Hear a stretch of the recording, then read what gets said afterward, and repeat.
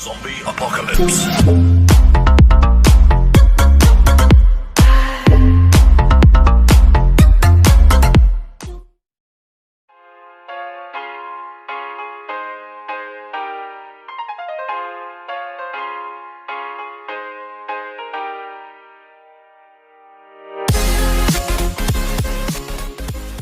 Three, 2, 1, 0.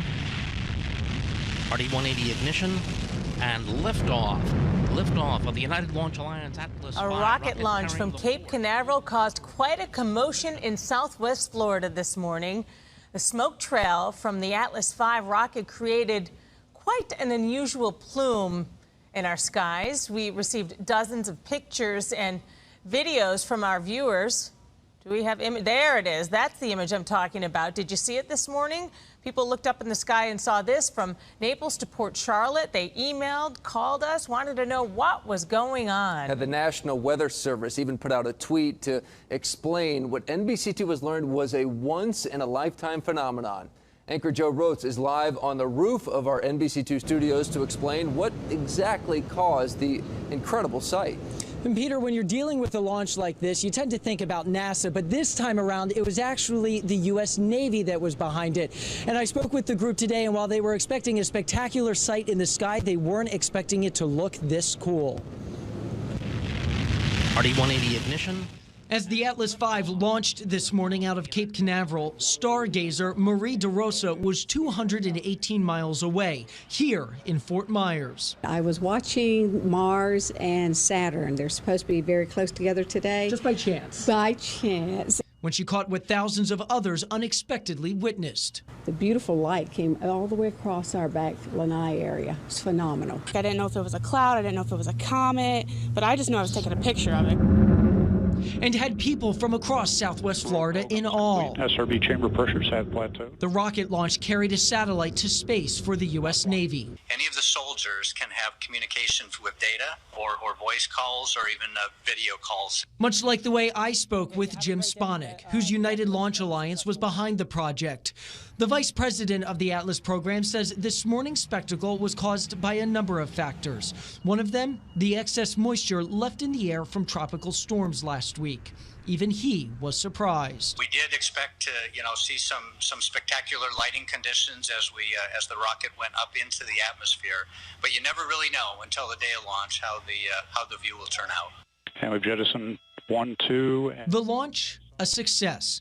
But back on Earth, this was a once-in-a-lifetime opportunity. These stargazers aren't sure they'll ever get this shot again. That is pretty neat. I don't think that'll ever happen again. The ULA has 4 more launches this year. 3 of those are coming out of Cape Canaveral, and you can always keep your eyes to the sky to get a picture of it, but unless the conditions are just like they were this morning, this was a once-in-a-lifetime chance. We're live in Fort Myers. Joe Roats, NBC.